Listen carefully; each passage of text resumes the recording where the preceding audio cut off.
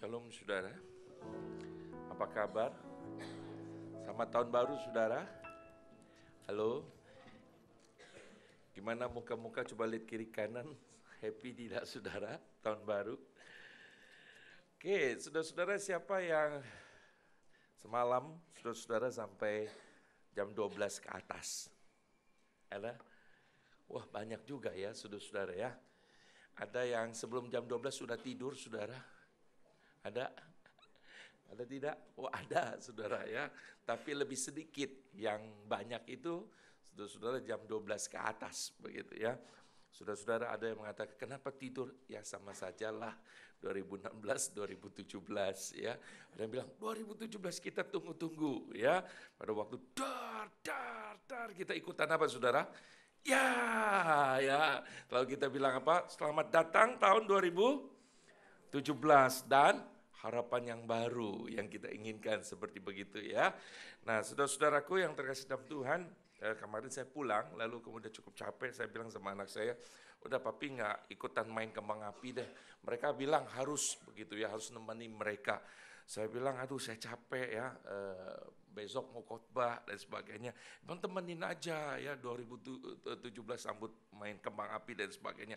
Saya lihat saudara-saudara, orang besar dan anak-anak main kembang api itu beda saudara-saudara ya. Saudara-saudara kalau anak kecil, ya bakar lagi.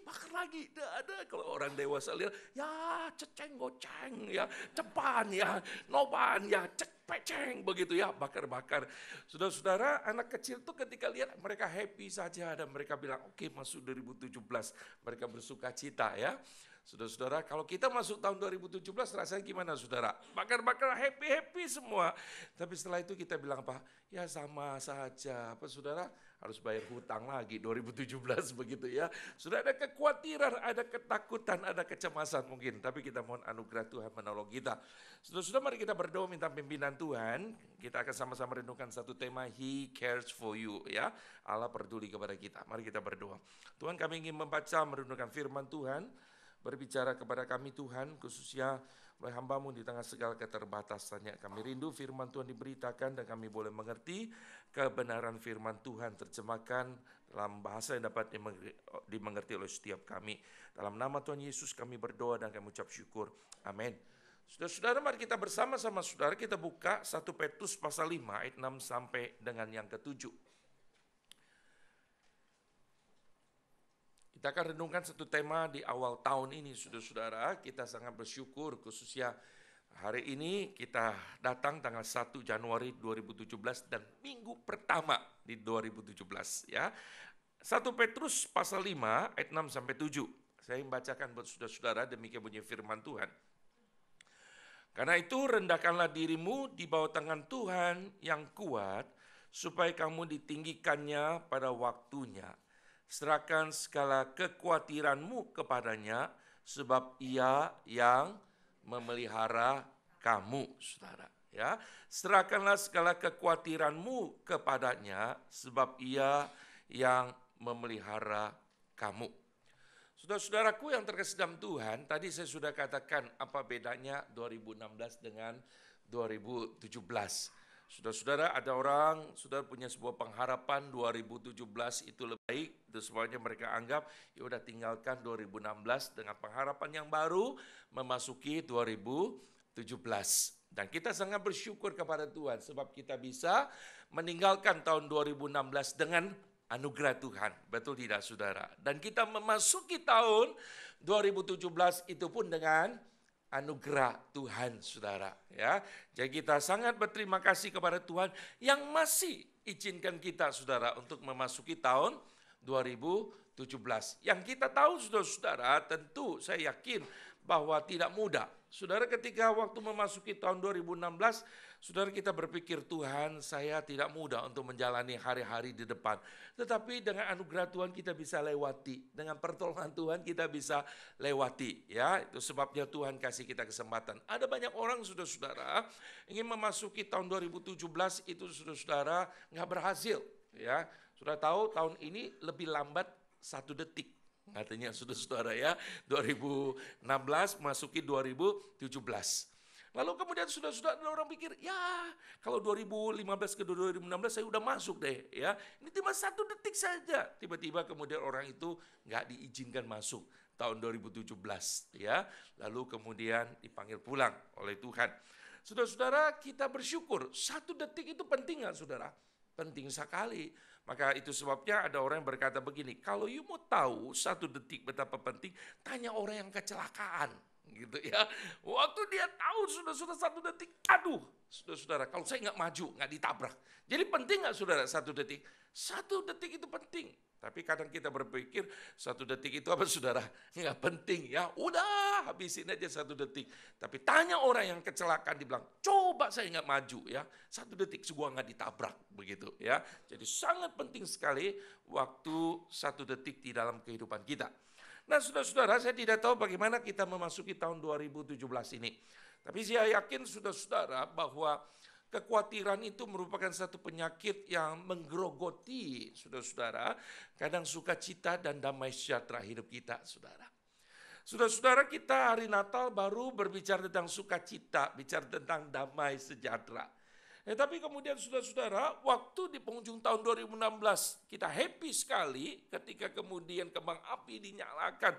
Kita lihat saudara-saudara, kalau tahun yang lalu saudara-saudara di Dubai itu saudara dikatakan habis kurang lebih 6 juta US dollar ketika kembang api itu dibakar. Saudara-saudara, kalau dihitung itu kali 13 saja kurang lebih saudara-saudara mungkin 70-80 miliar uang Indonesia di dalam waktu 6 menit gitu ya. Saudara, saya tidak search pagi ini, saya tidak tahu saudara-saudara habis berapa tahun ini. Tetapi saudara-saudaraku yang terkasih dalam Tuhan, ketika kita lihat betapa meriah dan indahnya orang bersuka cita happy meninggalkan tahun 2016. Tapi saudara-saudara tetap sama bukan? Kita menghadapi masalah yang sama. Saudara-saudara, kita bertemu dengan istri atau pasangan atau suami kita yang sama, saudara.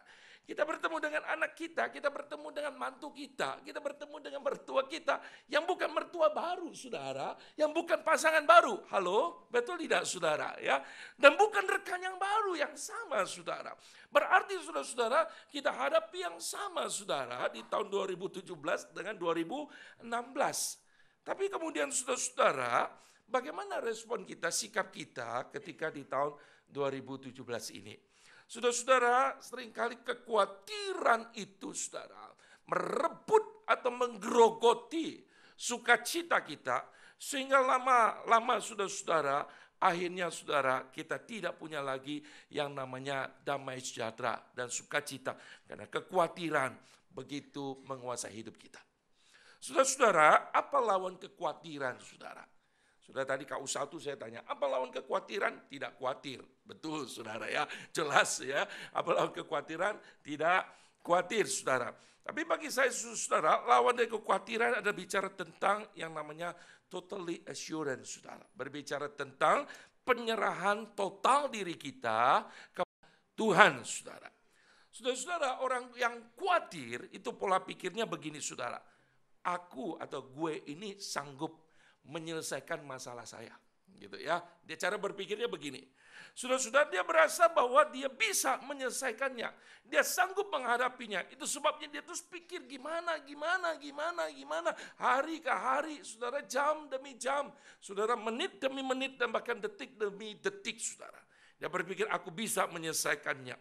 Saudara-saudara, sangat menarik ketika Petrus tulis jemaat kepada para penatua di sini, saudara. Saudara, Petrus berkata begini mulai ayat yang ke-6. Karena itu, apa saudara kita baca?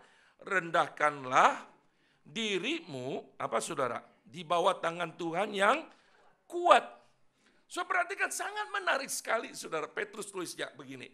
Karena itu rendahkanlah, ya. Saudara, dalam bentuk partisiple atau dalam bentuk perintah, rendahkan dirimu sebenarnya di hadapan atau di tangan Tuhan yang kuat. Saudara, kenapa Petrus perlu tulis di bawah tangan Tuhan yang kuat? Saudara-saudara, Petrus ingin jelaskan sekali lagi kepada orang-orang di sana bahwa sesungguhnya, saudara-saudara, kita tidak pernah cukup kuat untuk menahan segala masalah dan pergumulan hidup kita. Itu yang mesti kita akui, saudara. Sudah seringkali saya dan saudara sama.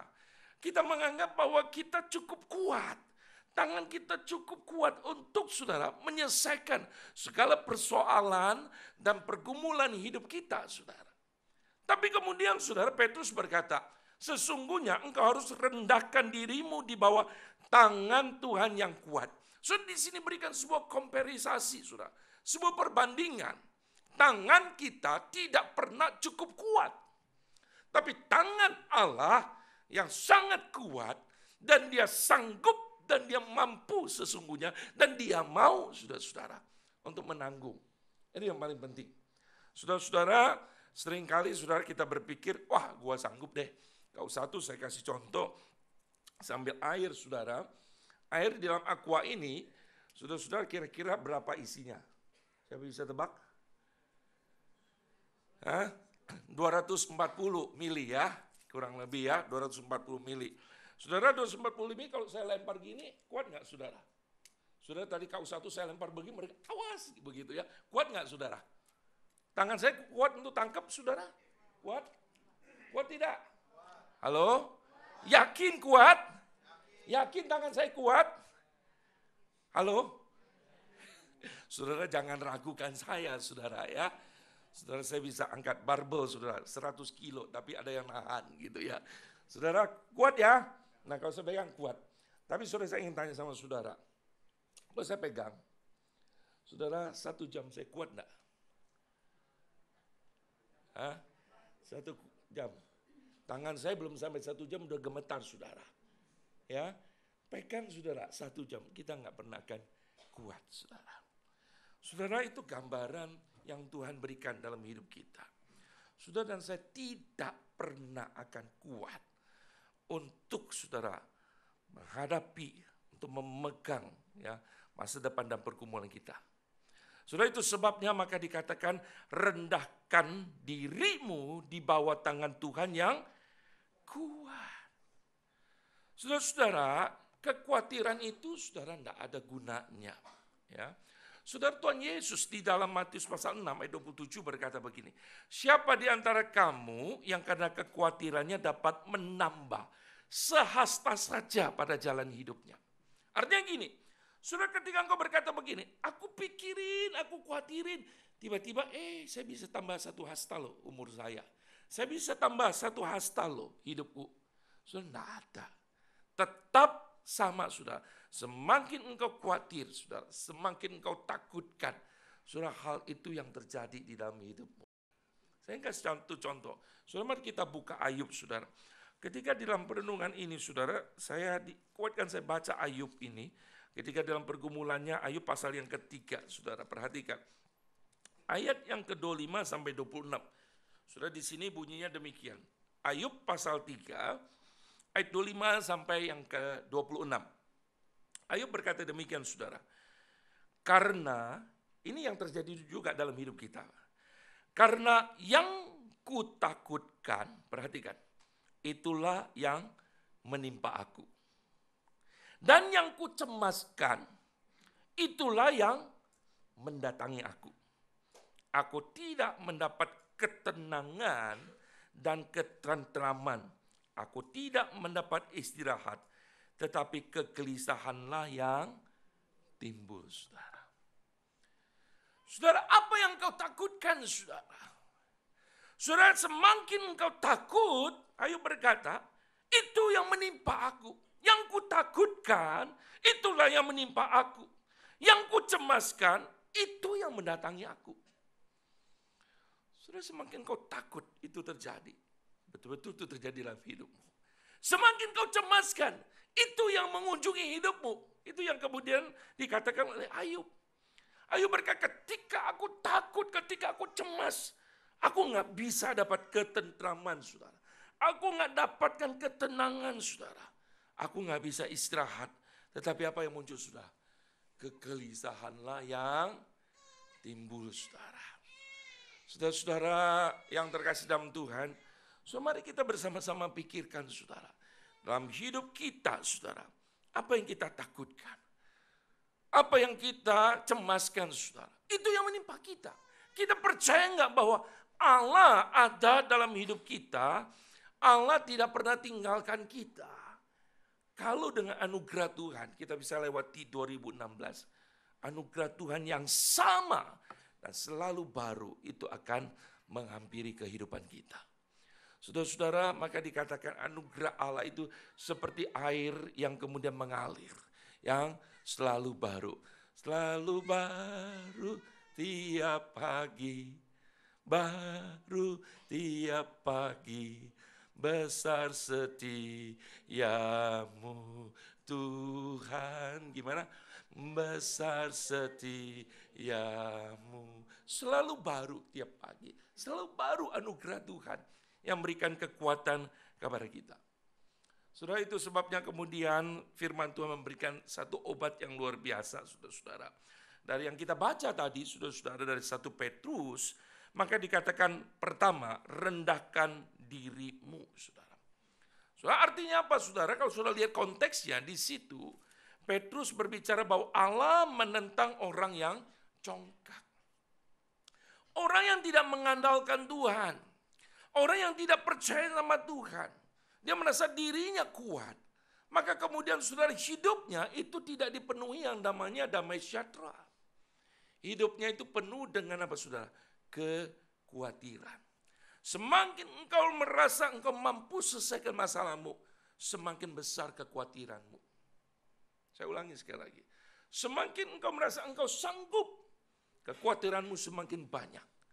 Semakin engkau merasa engkau tidak mampu, engkau butuh Tuhan, kekhawatiranmu, saudara, saya yakin akan semakin dirilis. Sebab apa? Sebab saudara percaya ada Tuhan yang tidak pernah tinggalkan kita, saudara. Pertama, akui kita tidak pernah cukup sanggup kekuatan kita untuk menghadapi jalan, permasalahan, pergumulan di depan kita. Jangan sombong. Jangan kau berpikir kau bisa andalkan apa yang kau punya. Rendahkan dirimu. Dan bentuk perintah yang Tuhan katakan. Yang kedua, serahkan segala kekhawatiranmu kepada tangan Tuhan.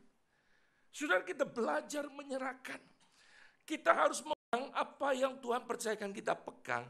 Apa yang kemudian kita harus lepaskan, apa yang harus kita serahkan kepada Tuhan. Saudara, kenapa itu jadi beban? Kalau itu bukan bebanmu. Kalau Allah sanggup dan Allah berjanji, dia akan menopang, saudara. Dia akan memegang, saudara. Kenapa kita nggak serahkan? Maka kemudian Petrus berkata begini. Pertama, rendahkan dirimu. Yang kedua, serahkan kepada Tuhan. Engkau serahkan kepada Tuhan. Dan yang ketiga dikatakan apa? Dalam Filipi pasal 4, saudara, ayat yang ke-6. Nyatakanlah segala keinginanmu kepada Allah dalam doa dan permohonan ucapan syukur. Artinya begini, saudara-saudara. Enggak ada obat untuk melawan saudara kekhawatiran. Selain apa, saudara? Doa dan ucapan syukur. Saudara, semakin engkau mengucap syukur, bisa mengucap syukur kepada Tuhan, kekhawatiranmu, saudara, semakin berkurang. Semakin engkau tidak bisa mengucap syukur kepada Tuhan, semakin kekhawatiranmu semakin besar. Saudara, ini hukumnya, saudara. Semakin engkau khawatir, pasti engkau tidak bisa mengucap syukur kepada Tuhan. Semakin engkau bisa mengucap syukur kepada Tuhan, kekhawatiranmu semakin apa, saudara? Dirilis, berkurang.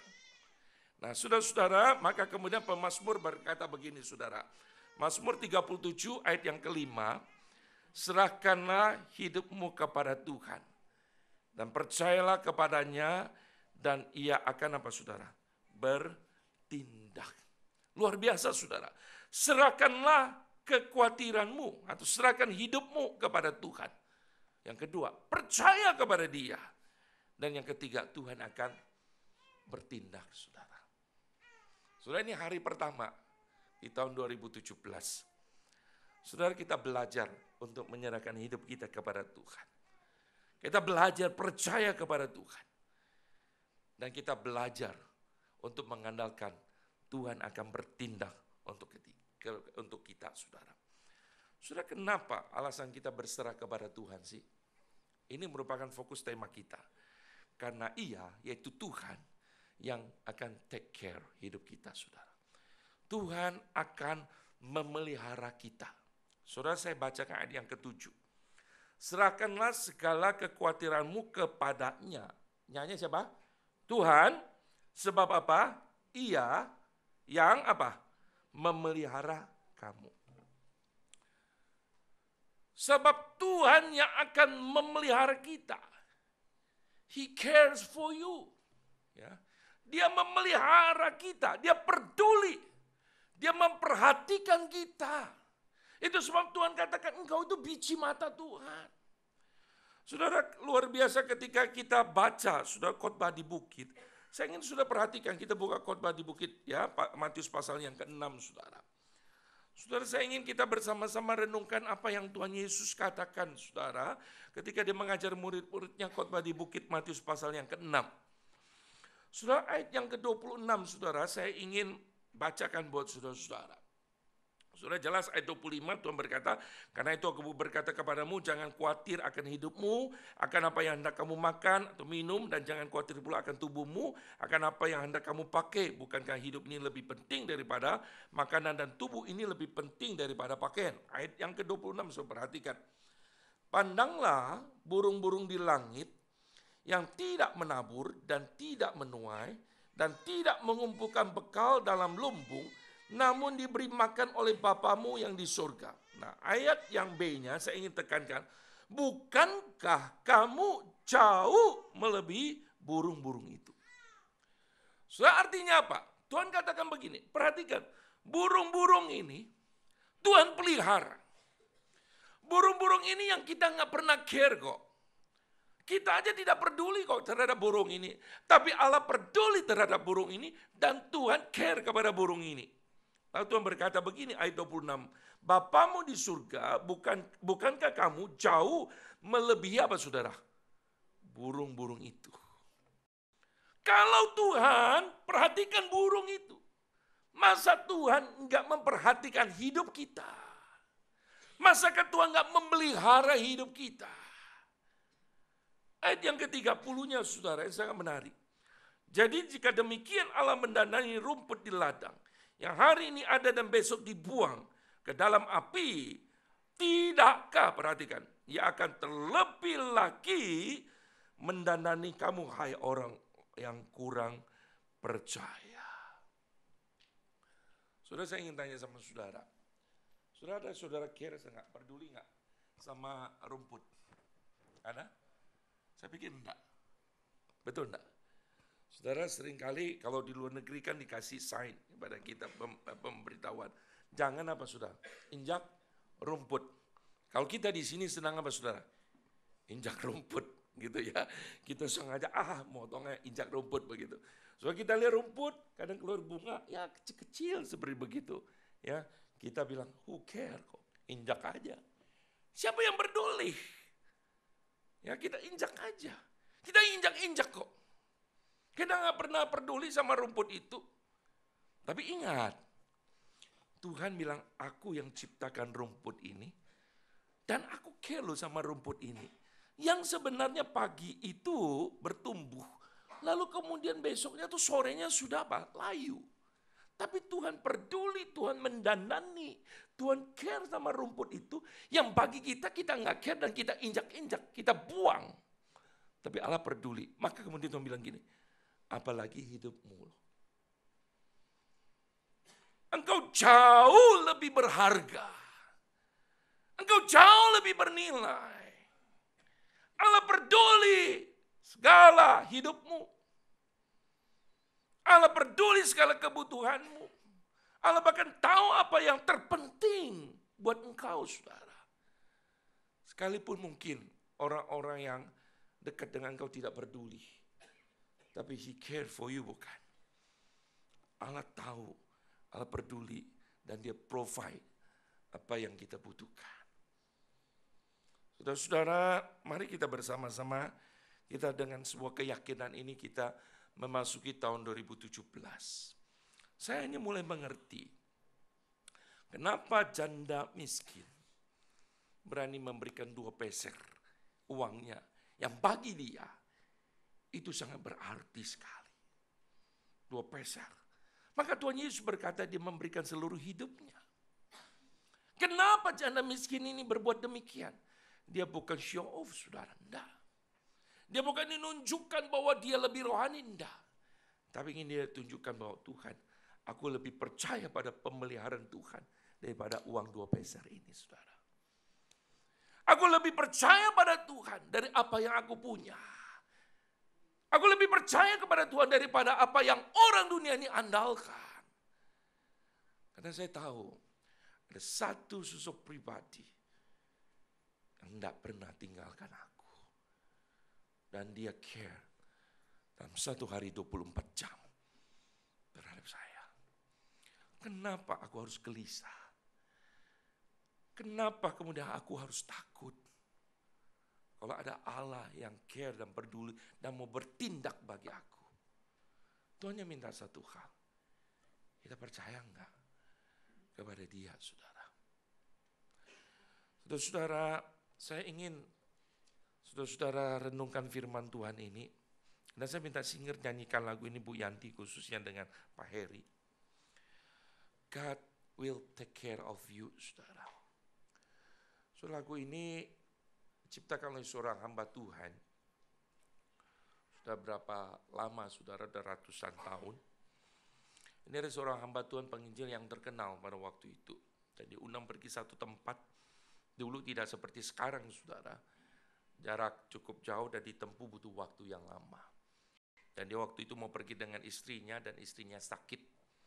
Tapi di sana, saudara-saudara, orang-orang menantikan khotbah dari hamba Tuhan ini. Akhirnya istrinya berkata, udah pergi saja dan Tuhan akan take care. Lalu dia pergi, dia melayani dan dia pulang. Istrinya, saudara, tetap Tuhan pelihara. Itu sebabnya dia tulis lagu ini, God will take care of you. Dan dengan keyakinan ini, saudara, kita akan bersama-sama memasuki tahun 2017.